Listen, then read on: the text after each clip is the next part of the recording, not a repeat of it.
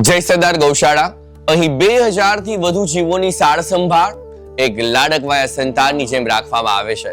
આ સંસ્થાની શરૂઆત વર્ષ 2001 થી માત્ર 25 થી 50 ગાયોથી કરવામાં આવી હતી અને આજે 1200 થી વધુ ગાયો, 400 થી વધુ બળદો અને 400 થી વધુ દંડીઓની સેવાઓ કરવામાં આવે છે. આ સેવામાં નિષ્ણાંત ડોક્ટરો દ્વારા એમની સારવાર કરવામાં આવે છે અને એટલા માટે તો અમારા માટે સારવાર, સંભાળ અને દેખરેખ એ માત્ર ભાવનાઓથી નહીં પરંતુ જવાબદારીઓથી કરવામાં આવે છે.